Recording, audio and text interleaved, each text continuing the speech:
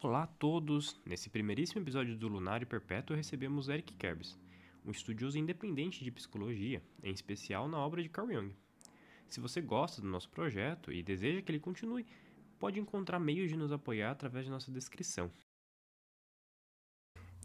Sem mais delongas, gostaria de saudar a presença desse nosso convidado. Seja bem-vindo, Eric. Salve, muito obrigado. Tamo junto. Hoje vamos discutir um pouco da sua obra, né? Carl Jung e a Loucura das Massas, publicado pela editora Alta Linguagem. Um trabalho que, na minha opinião, consegue muito bem condensar e explicar essa visão do Jung nesse assunto político que, por vezes, por assim dizer, é até periférico na obra dele, né? Mas não deixa de se relacionar bastante com seu tema central. É por isso que eu gostaria de começar perguntando para você um pouco da sua história com Jung que te levou a escrever sobre a loucura das massas. Cara, quando eu era criança, assim, pequeno, uns 11 anos, eu observava já muito na escola várias movimentações políticas e o pessoal ficando absolutamente doido, né, com política. Teve especialmente aquela época 2018, 17 e 19 ali, que foi o ápice, né, na eleição do Bolsonaro, e onde eu morava, principalmente, o pessoal ficava extremamente agitado com isso. E no começo eu me vi um pouco envolvido nisso, mas ao longo do tempo eu fui percebendo como aquilo era uma coisa absolutamente doentia, porque a política imediatamente se tornava a personalidade da pessoa. E isso veio junto com o meu interesse crescente ali de estudar psicologia, né, como eu falei um pouco mais cedo, quando eu tinha 11 anos. E eu comecei a ler tudo que tinha na biblioteca, na livraria ali da cidade, eu ficava lá lendo. E eventualmente cheguei nas obras do Jung, aí até zerar a obra do Jung, né, eu fiquei lendo. E observei nessa questão da política justamente aquilo que o Jung avisava sobre a massificação do indivíduo. Você projetar o seu drama pessoal na política de forma que, para você, aquilo se torna uma expressão de si mesmo, né? Que é uma coisa absolutamente doentia e que é justamente a negação da individualidade do Jung. Para o nosso ouvinte mais incauto aí, o que a gente pode entender como a loucura das massas? Então, eu não sei se o ouvinte vai estar acostumado com as noções de projeção, de inconsciente, de complexo, mas a questão é que determinados movimentos coletivos, né, justamente das massas, eles operam no indivíduo de maneira a ativar determinados problemas pessoais das pessoas. E é depositando os seus problemas pessoais no coletivo que você coloca aquilo que você tem de louco no movimento de massa, né? Por massas, porque se aproveita justamente daquilo que há de pior em cada um dos indivíduos para constituir um movimento coletivo baseado no pior de cada um dos indivíduos, por isso que é uma loucura massificada, né? Uma loucura das massas. Então, quais obstáculos que você enxerga na nossa era em relação à questão da individualização, da individuação do sujeito em comparação aos outros tempos? Você acha que nossa era é mais difícil para você se individualizar ou ela é mais fácil em comparação aos outros tempos, onde existiam outras questões para o sujeito conseguir se tornar quem ele é? Então, eu acho que simultaneamente nunca foi tão fácil e ao mesmo tempo nunca foi tão difícil, em dois sentidos diferentes, claro, né? Porque é, nunca foi tão fácil você ter os meios para procurar aquelas coisas que vão te servir nesse propósito. Então, por exemplo, o fato de eu ter conseguido pegar para ler alguma coisa que me ajudasse a sair da concepção de política e tudo mais, não teria sido possível há, digamos, 1000 anos atrás, se eu fosse um sujeito comum, porque eu teria que saber latim e grego e ter uma formação muito boa para conseguir acessar essas coisas, e haviam poucos livros, eu não tinha impressora mesmo para publicar os livros em massa e tudo mais. Né? Hoje em dia você tem muito mais acesso a essas coisas, isso é uma coisa boa que te ajuda, caso você faça a escolha de se individuar, de fato, né? Agir como indivíduo, e aqui eu coloco a noção do intelectual, por assim dizer, mas não necessariamente. Né? Hoje em dia você consegue viver de praticamente qualquer coisa. Você consegue ter uma especialização e uma especificação de como você vive que é extrema, e isso ajuda. Mas, ao mesmo tempo, nunca houve um apelo tão grande no sentido de massas, né, às pessoas dessa forma. Então, hoje, os políticos, as pessoas que querem que você entre em movimentos de massa, usam técnicas da psicologia para conseguir te convencer dessas coisas. Eles apelam, de fato, da forma mais intensa possível para que você se desvie no sentido que eles querem. Certo. E por que alguém, afinal, se massificaria? Por que nós tendemos a nos massificar tanto? Por que tantas pessoas se colocam nesses movimentos de massa e caem nessa chamada loucura? Porque muitas vezes é irrefletido, né? Muitas vezes é uma coisa que simplesmente lhe apela emocionalmente mais e, de fato, as pessoas têm um certo medo da liberdade. Tem um livro do Eric Fromm sobre isso, eu não adoto tudo que ele fala, mas eu acho que ele acerta na questão de mostrar como as pessoas de fato buscam fugir de si mesmas. O Jung também fala disso, né? Que todo o processo da individuação ocorre através da colocação de opostos e da criação de uma tensão que então irá se resolver em uma espécie de síntese da personalidade, né? É isso que ele chama do processo de, eu diria, atualização do self, né? Que é o que significa a individuação. Só que, por isso ser justamente uma coisa que cria uma tensão muito grande e algo muito difícil de se fazer, geralmente ocorre de maneira mais ou menos irrefletida no homem comum, no sentido de que ele não vai pensar sobre essas coisas e maximizar essa tensão para que a síntese possa ser feita em maior grau. Ele vai deixar as coisas meio que passarem. Ele vai ser meio que um agente passivo no meio disso. E quando você é um agente passivo da sua própria vida, você está sujeito àquilo que qualquer um coloca no seu caminho, né? E é por isso que principalmente hoje, né, com as ideologias seculares sendo cada vez mais apelativas, você tem uma facilidade de se deixar levar por alguma coisa que é corrosiva, que é problemática de fato. Então, a identificação, essa se colocar, dar seu corpo a uma ideologia, alguma ideia externa a você, é como se fosse um perigo para a formação da nossa identidade e personalidade mesmo, né? É como se a gente estivesse deixando quem nós somos, a nossa pessoa individual, ser levada a esse indivíduo e se massificar. É, como seria uma forma da gente sair dessa armadilha política da identificação, não só política, né, mas de todos os outros meios de se massificar e se dar corpo a essas ideias? Então, nisso aqui entra necessariamente a questão do self, né? E existem algumas questões maiores que participam disso, mas eu vou tentar apresentar. A formação do eu, né, daquilo que nós entendemos como nós mesmos, daquilo a que nós nos referimos quando nós é uma formação livre.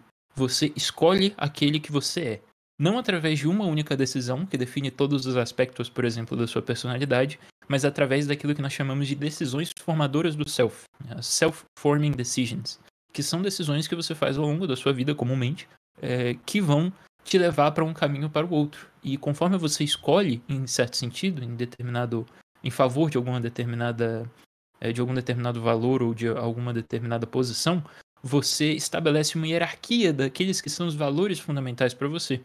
E a partir dessa reflexão consciente acerca da sua própria vida, né, até mesmo no dia a dia, e da tentativa de formar as melhores bases morais, intelectuais, de ação, todas essas bases da melhor forma possível, é que você consegue formar o seu self de uma forma mais estritamente guiada, né, pela sua própria decisão.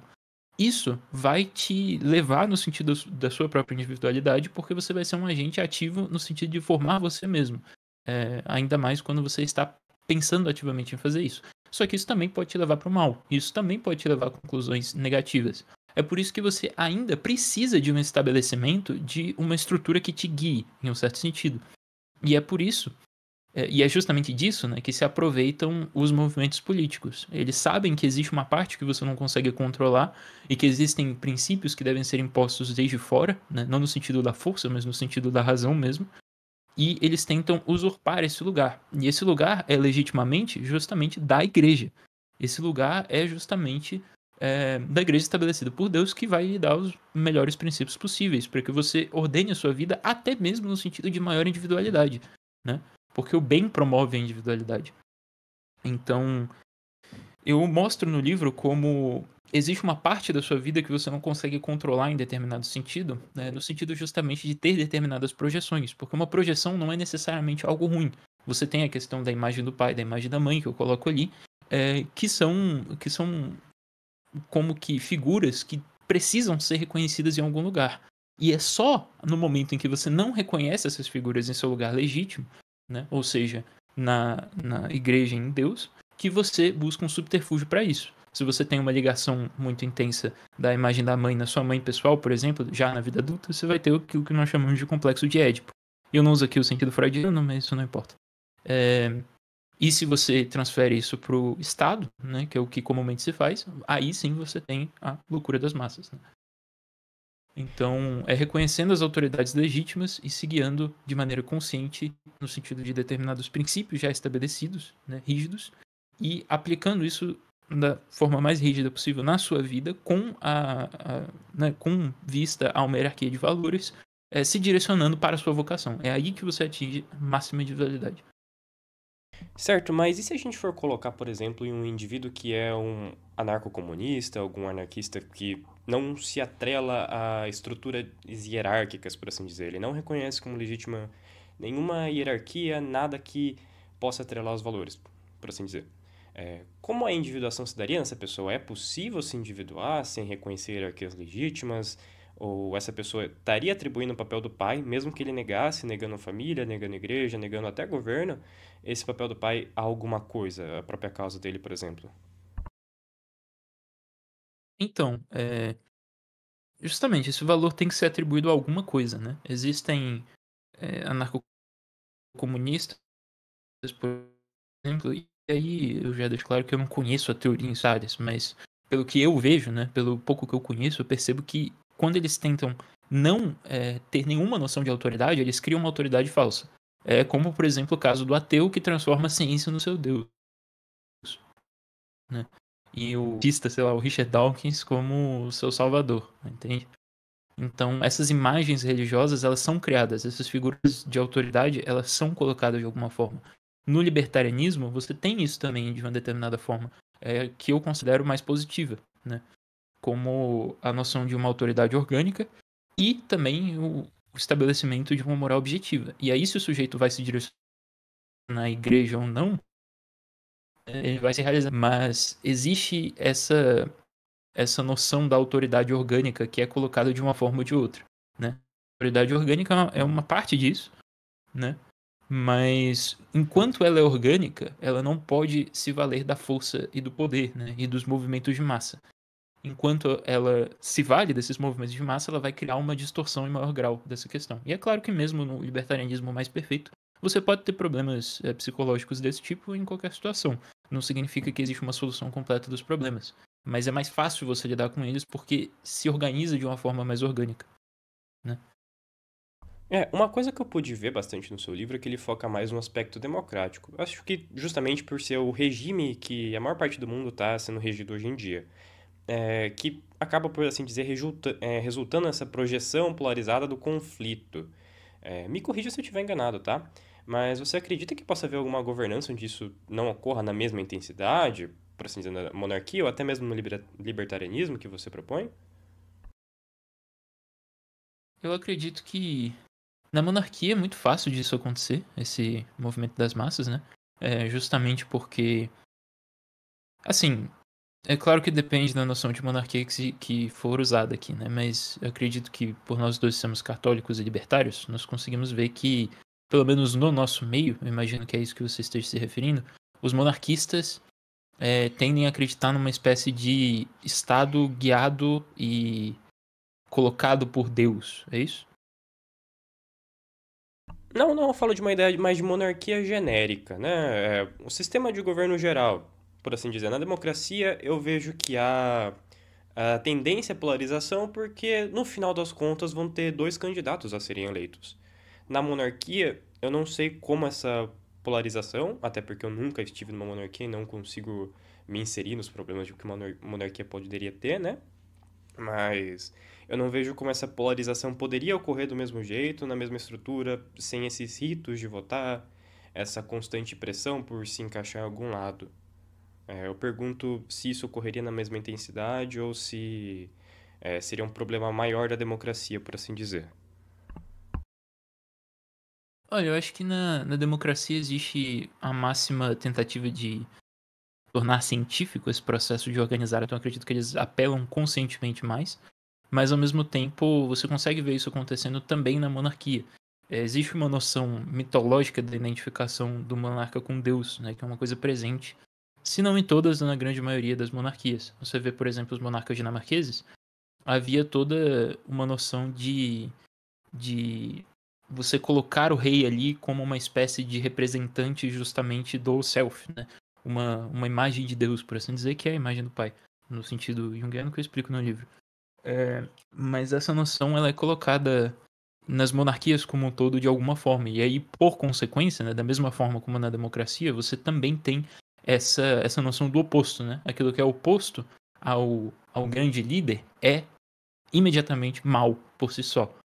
E, e aí existem todos os ritos que envolvem essa questão, a questão da coroação do rei, que sempre foi um grande rito muito grande, a noção da morte e renascimento do rei, né? Que sempre se faz, não no sentido de um único rei, mas assim, o rei está ficando velho, está ficando débil, alguma coisa assim, você mata o rei de alguma forma muito brutal e faz uma outra coroação de algum outro rei e todos têm que prestar lealdade ao rei numa noção de nós agora somos participantes do reinado organizado pelo rei, como se fosse um único organismo. Alguma noção desse tipo, né? É no sentido mitológico mesmo. Então, eu acredito que, pelo menos historicamente, houve sim essa noção da identificação psicológica e da projeção do self no rei e do grande vilão no inimigo do rei, qualquer que seja, né? Principalmente quando há guerras ou rebeliões ou alguma coisa do tipo. Não acredito que seja exclusivo da democracia, não. Apesar de atingir seu maior grau na democracia. O que eu gostaria de perguntar também é a função do voto nessa visão mais simbólica. Porque antigamente, ou até presentemente, com a eleição do Papa, por exemplo, que a maioria das pessoas acabou vendo, né? Todo esse rito, essa pomposidade na eleição do Papa, e também um alto grau de simbolismo da aceitação do público para com esse novo regente, que acaba se instituindo na igreja. Existe uma função simbólica no voto? Como ela se daria? E seria como uma espécie de rito de passagem até para o sujeito inserido na democracia? Seria uma espécie de adoção do sujeito por parte do Estado? Como você colocaria dentro da visão junguiana? Bom, eu acredito que da perspectiva do votante, né? O votar é como se fosse o entrave de uma batalha do bem contra o mal, né? Até por essa noção de projeção do absoluto bem no líder político desejado e do absoluto mal no seu oposto, e por causa dessa polarização também, que é intencional, né? Você tem justamente essa noção de como se fosse uma batalha de um deus contra um diabo, sabe? São de bem contra o mal mesmo, Osiris e Seth. E aí você tem toda aquela luta final, e cada um como herói e o oposto como absoluto vilão.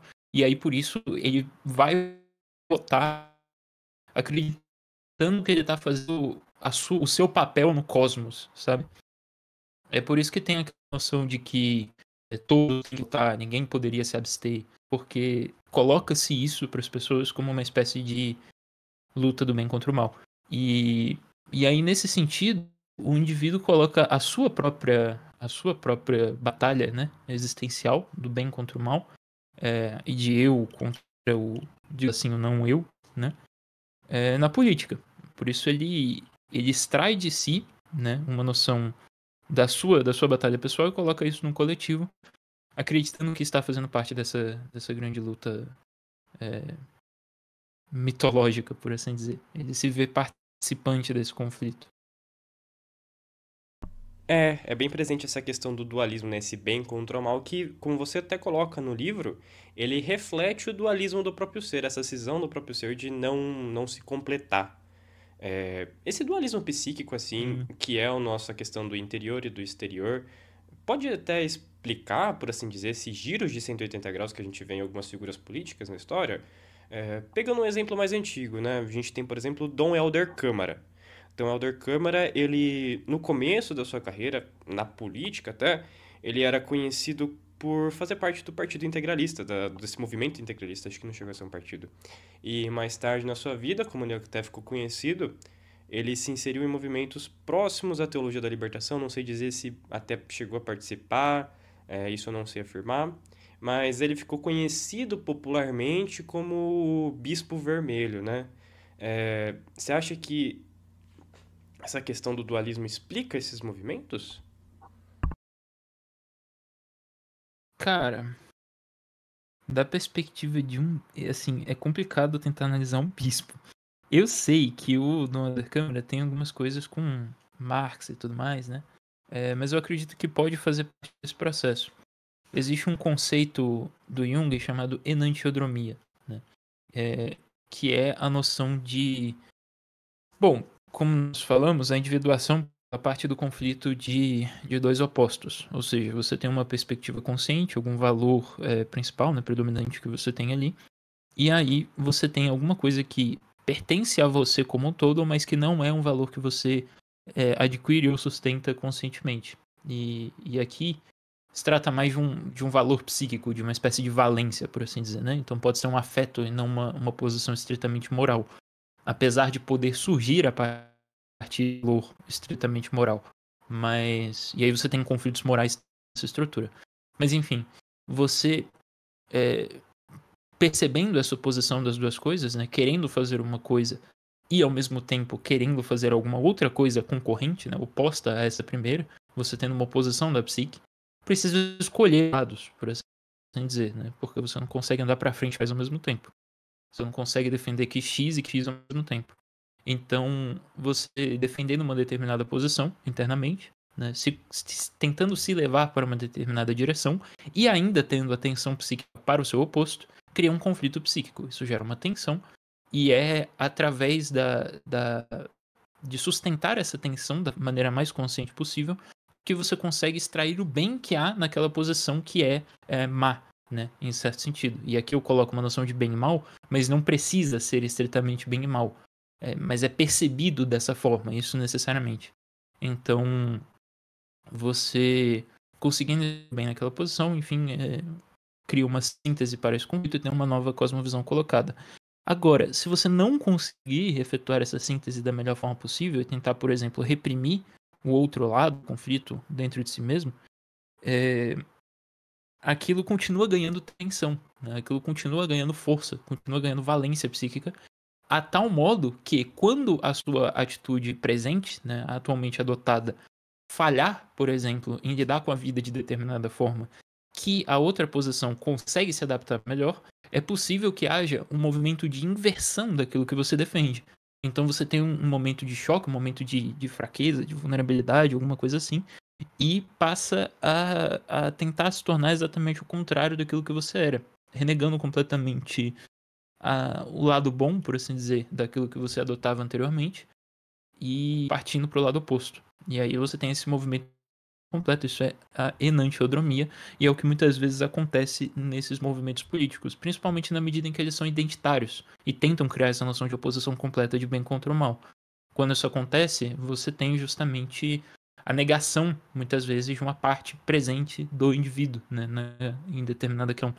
Isso é dado de maneira completamente individual, porque as palavras usadas no discurso público e da política são vazias. Então, quando você fala de justiça, né, um político fala de justiça, isso para um bolsonarista pode significar alguma coisa completamente diferente de outro bolsonarista. Eles vão entender isso de formas completamente diferentes, porque eles vão associar isso com a experiência deles, com o pessoal deles. É por isso que discurso de político é famoso por ser emocionante e não dizer porra nenhuma, né?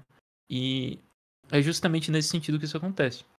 Então, é muito difícil analisar qualquer caso em particular sobre essa perspectiva meio que de cima para baixo, porque você não consegue saber como cada uma das proposições, né, são interpretadas, são usadas, são entendidas. Você só consegue ver a denominação geral, né? Pelo menos antes de conhecer o caso em particular muito bem. Mas quando você conhece o caso em particular muito bem, é possível aplicar essa estrutura entendendo como aquilo se deu naquele indivíduo em particular. Mas nunca deve ser uma coisa imposta, né, de cima para baixo, e sim de baixo para cima até chegar na conclusão dessa estrutura, que é o que eu percebi muitas vezes. Então, sobre o Dom Helder Câmara especificamente, eu não sei como isso se dá, ou como isso se deu dessa forma. Mas, porque também existem mudanças de posição conscientes e justas. Também existe isso, né? Também existe você estudar e mudar de ideia. Nem sempre precisa ser esse movimento de enantiodromia. A enantiodromia acontece quando é súbito, quando assim de momento de impacto e inversão completa. Mas para afirmar isso, eu teria que saber se ele tinha essa oposição na psique dele e se aconteceu o fenômeno da enantiodromia só, né? Que é uma coisa que eu não consigo averiguar nesse caso. mas que certamente acontece muitas vezes em seguidores de movimentos políticos de forma geral. Não, nem me propunha analisar a psicologia do Donald Durkheim, é só mais pra dar um exemplo pra conseguir entender essa mentalidade de às vezes se inverter, desse giro de 180. Mas especialmente nessa questão de voltando um pouco pro valor nuclear e como as pessoas se enxergam, elas acabam entrando na política. A partir do valor nuclear, alguém pode entrar legitimamente na política como uma forma de até individuação, buscar ser um político para se individuar e cumprir aquilo que é mais autêntico para si?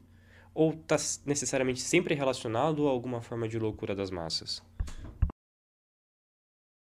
Então, depende de como você entende política, né? Porque eu vejo no discurso público, e eu falo isso mais pro espectador desavisado, mas no discurso público muitas vezes se usa de um lado a noção grega de política e se aplica da forma do Brasil, entende? Então, ou da forma moderna de política, né? Que são coisas essencialmente diferentes. Você pode ter isso numa política no sentido grego, no sentido de polis, né? No sentido de ágora, de organização espontânea das pessoas e de líderes naturais que vão ali organizar determinado conjunto de fatores da vida das pessoas de uma forma legitimamente reconhecida, numa noção mesmo de divisão do trabalho. E nesse sentido, sim, você pode se individuar através, por exemplo, do campo do discurso, ou sendo uma pessoa que vai entrar justamente no discurso público e tentar colocar uma determinada posição, acredita que vai ter problema, alguma coisa do tipo. Isso pode ser, sim, um fator de organização, até mesmo da individualidade, né? Isso pode ser, de fato, um fator de individuação. Mas o envolvimento na política partidária é necessariamente contrário à noção de individuação, justamente porque é si mesmo, entende? Não há ali uma referência a princípios absolutos, não há uma referência a qualquer tipo de moralidade, a não ser uma farisaica, sabe? Que é simplesmente das aparências. Não há nada disso. Há simplesmente o poder pelo poder. Enquanto é poder pelo poder, não pode levar à individuação. Justamente porque o indivíduo é composto, né, de tanto os seus instintos mais básicos ali, tanto da sua vivência social, quanto do espírito, né? Justamente da referência a Deus. Isso é uma necessidade de todo ser humano que busca ser quem ele é da sua melhor forma possível. Ele precisa incluir todas as partes de si mesmo, que operam como um único organismo funcional, mas são fazem referência a naturezas diferentes, entende? E é por isso que na política partidária realmente não tem como. Certo. O Jung, agora uma pergunta mais sobre o autor a quem você se baseia. Ele tinha alguma opinião política? Ele participava de algum partido? Ou ele tinha alguma noção partidária ele mesmo? Olha, não. Ele, assim, ele fazia menções, né, tangencialmente positivas a alguma determinada noção de... Não determinada, né, uma noção meio geral de democracia. Mas, ao mesmo tempo, ele denunciava a estrutura democrática como justamente neurótica. A questão é que ele acreditava que as pessoas poderiam alcançar um nível de consciência maior, né, em coletivo. Ele acreditava, por exemplo, que a força da vontade foi uma conquista do homem, né, e que ela não existia como existe hoje nos homens das cavernas, por exemplo. Não que fosse o homem das cavernas fosse completamente ausente de vontade, mas ele via isso numa noção quase que quantitativa, sabe? Como se os ritos da transformação do instinto e tudo mais fossem aquilo que foi progressivamente dotando o homem de mais consciência, né? Mais energia consciente, por assim dizer, noção de libido, né? Energia psíquica, a sujeição da consciência.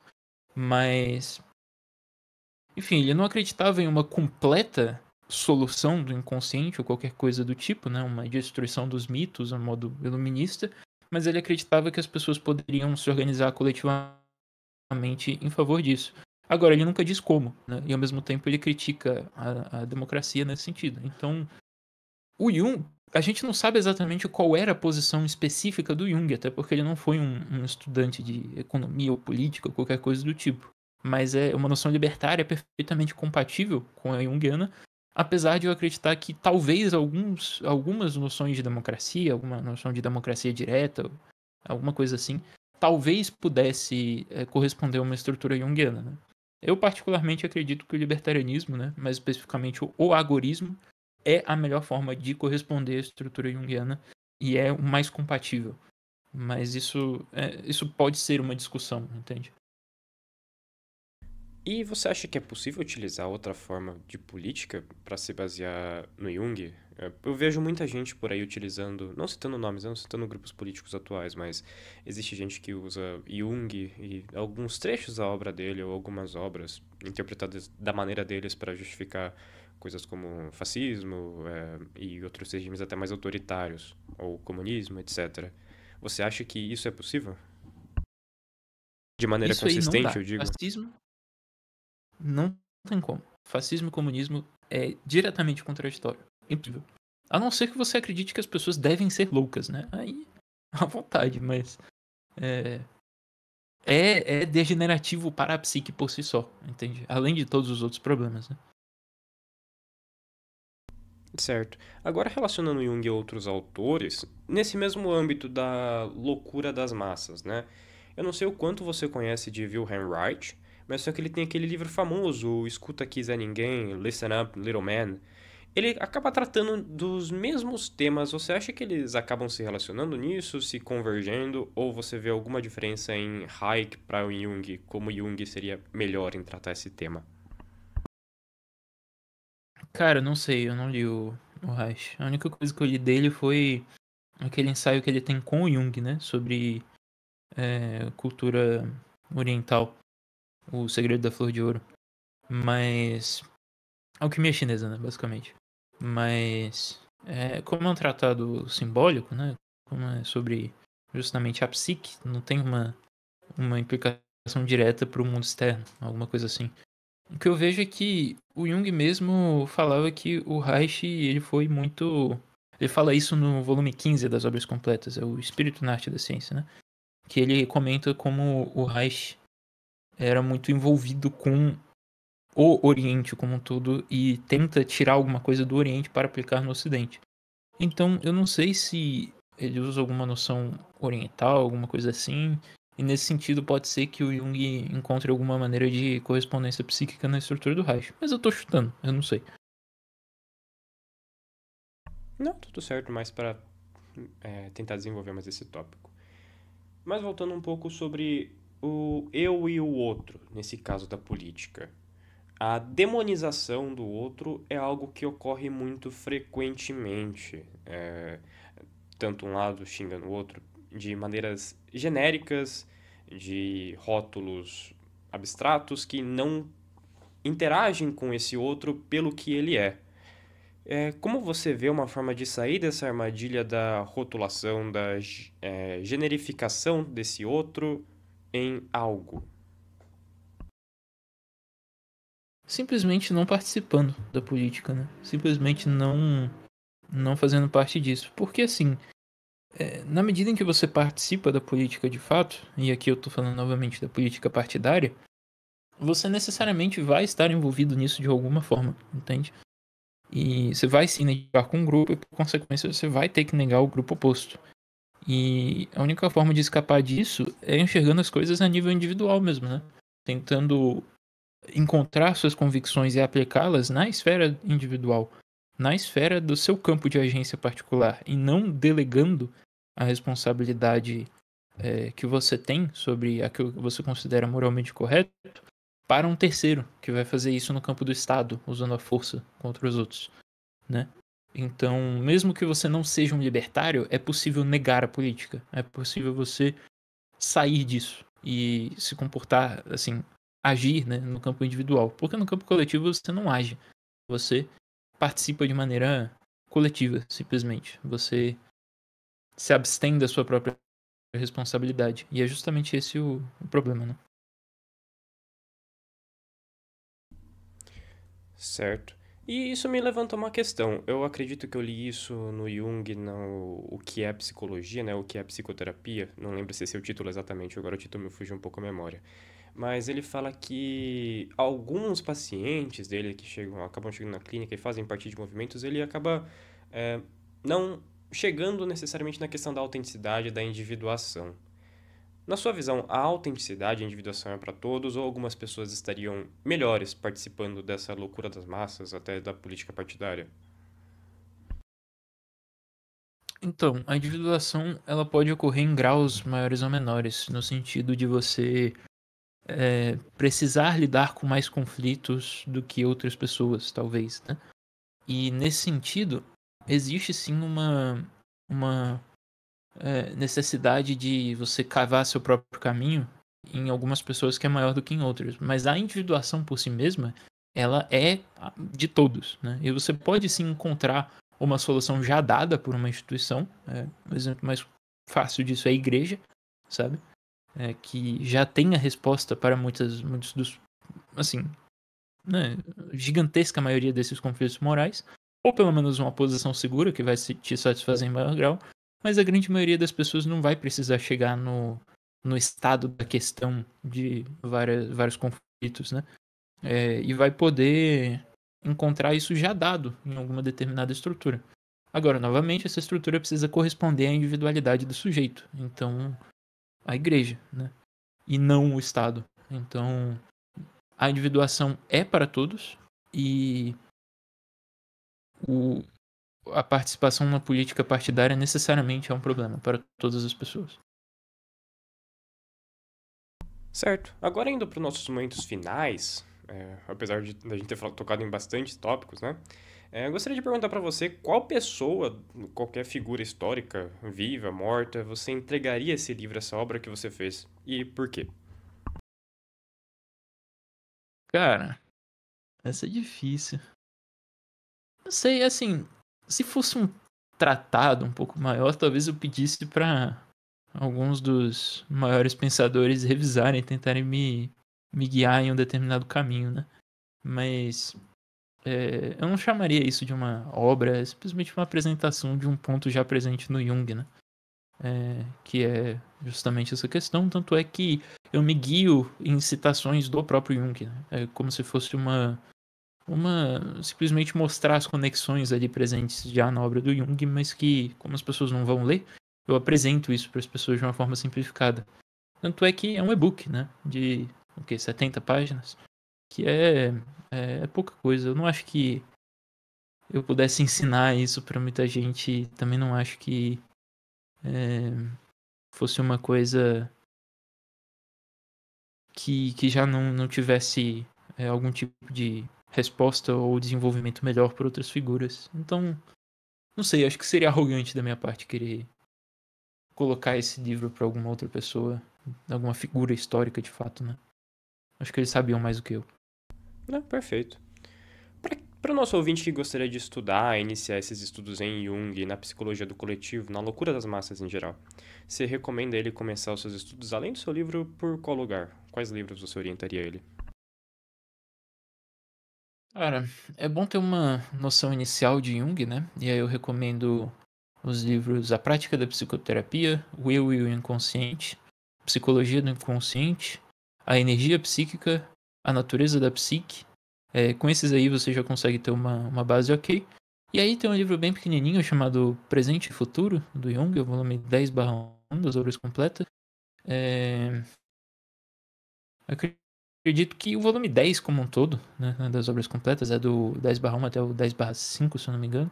Ele tem bons insights aí justamente nessa questão da análise da situação da civilização na época do Jung, e com isso você consegue tirar algumas coisas, né, pro resto daquilo que nós vivemos hoje, que é em muito uma sequência daquilo que Jung já falava, né? Inclusive ele acerta muita coisa que você consegue ver hoje, né, se desempenhando, principalmente na Europa, mas no resto do mundo com alguma intensidade também. Muito bacana. Você está trabalhando em mais alguma coisa relacionada a Jung ou inscrita em geral relacionada à psicologia? Então, nesse momento eu tô pesquisando com maior intensidade os escritos do padre Victor White, né, que você conhece bem, que foi um dos dois amigos do Jung, como ele disse.